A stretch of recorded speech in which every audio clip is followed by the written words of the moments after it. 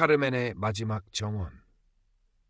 안달루시아의 해안마을 하얀 집들 사이로 부겐빌레아가 흐드러지게 피어있는 곳.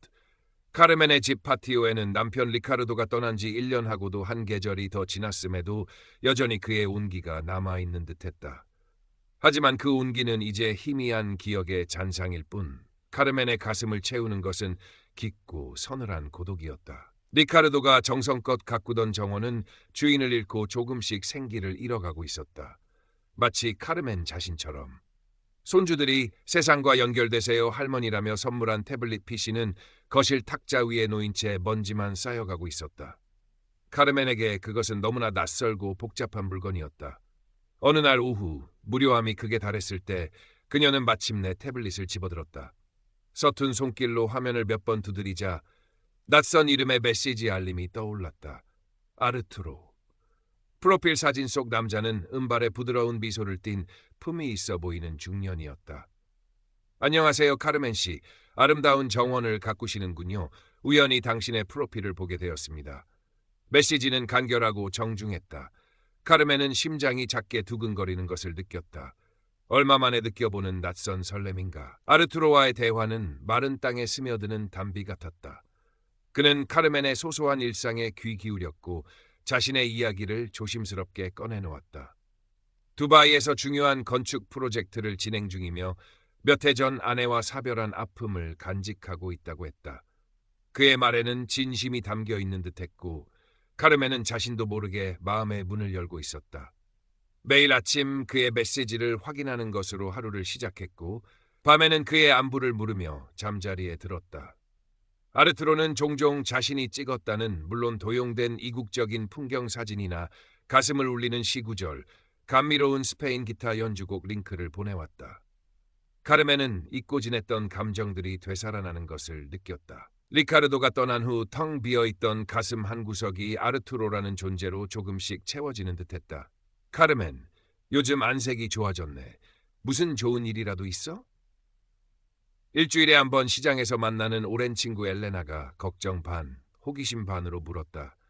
엘레나는 신후반의 현실적이고 쾌활한 여인이었다.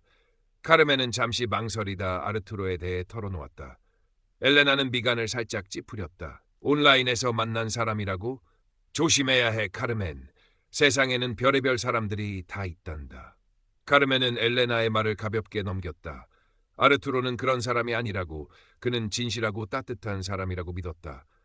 아르투로는 카르멘에게 점점 더 깊은 감정을 표현하기 시작했다.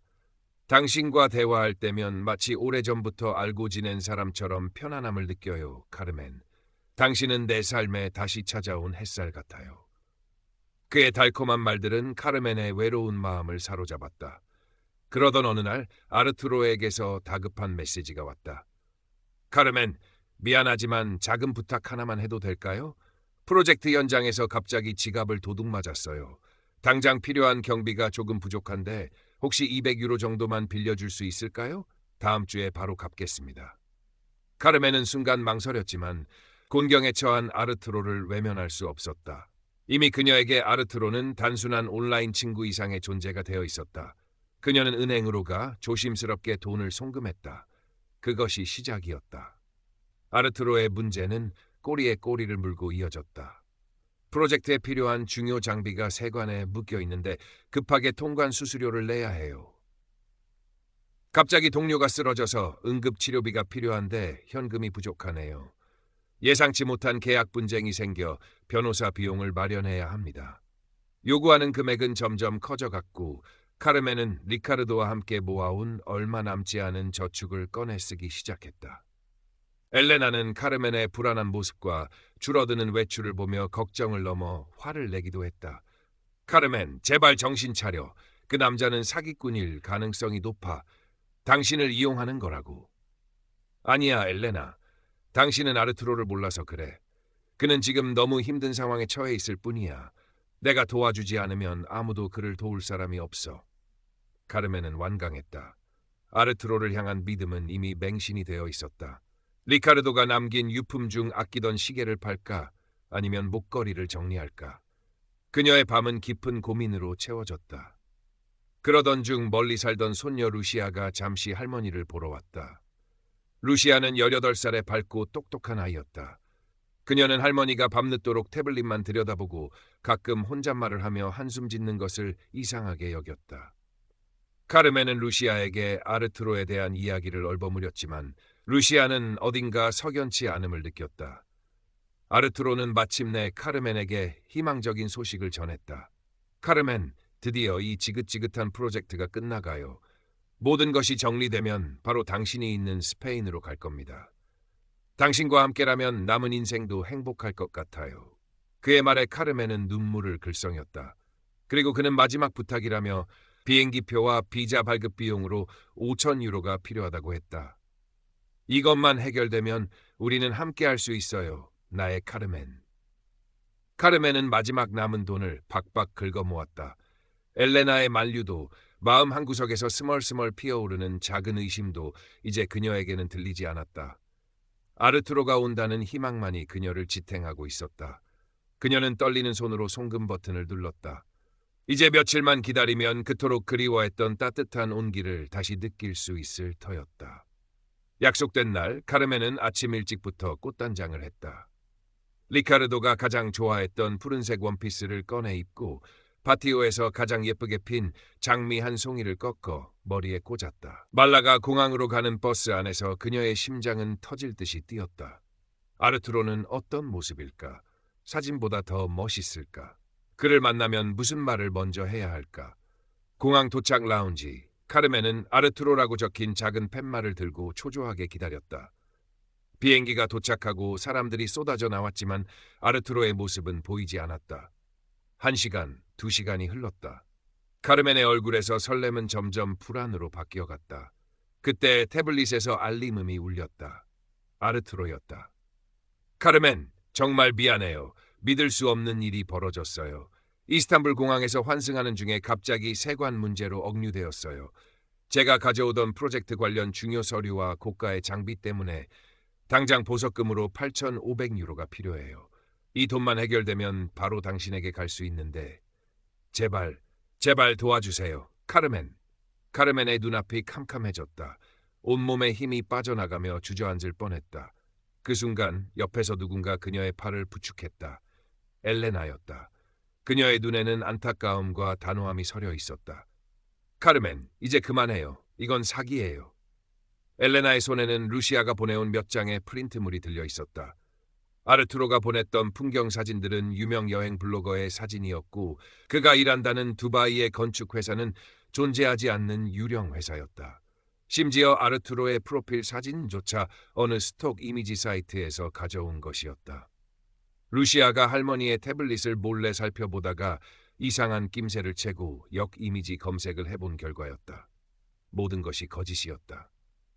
카르멘이 사랑했던 아르투로는 그녀의 외로움을 파고들어 마지막 남은 모든 것을 앗아간 허상일 뿐이었다. 눈물이 뺨을 타고 하염없이 흘러내렸다. 분노보다 더 큰 것은 깊은 절망감과 스스로에 대한 수치심이었다. 리카르도의 얼굴이 떠올랐다. 그에게 너무나 미안했다. 집으로 돌아오는 길은 멀고도 험했다. 엘레나는 아무 말 없이 카르멘의 곁을 지켰다. 텅 빈 집, 이제는 정말 아무것도 남지 않은 것 같았다. 카르멘은 떨리는 손으로 태블릿을 들어 아르투로의 계정을 차단했다.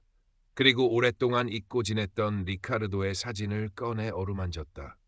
다음 날 엘레나와 루시아는 카르멘을 데리고 경찰서 갔다. 모든 사실을 털어놓고 사기 신고를 했지만 경찰관은 안타까운 표정으로 고개를 저었다.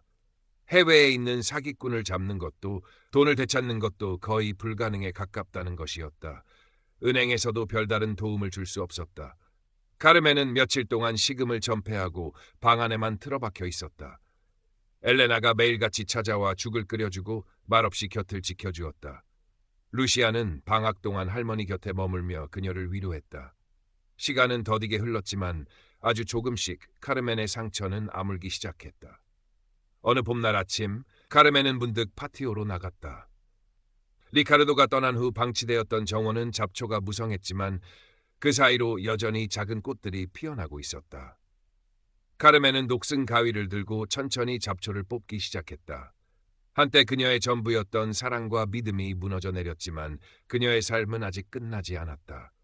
이제 카르멘은 예전처럼 쉽게 사람을 믿지 않게 되었다. 하지만 세상에 대한 문을 완전히 닫아버린 것은 아니었다. 그녀는 엘레나와 함께 매주 시장에 갔고 마을 도서관의 독서 클럽에도 다시 나가기 시작했다. 태블릿은 더 이상 그녀의 손에 들려 있지 않았다. 대신 그녀의 손에는 흙과 풀내음이 묻어 있었다. 어느 늦은 오후, 카르멘은 자신이 가꾼 작은 정원을 바라보았다.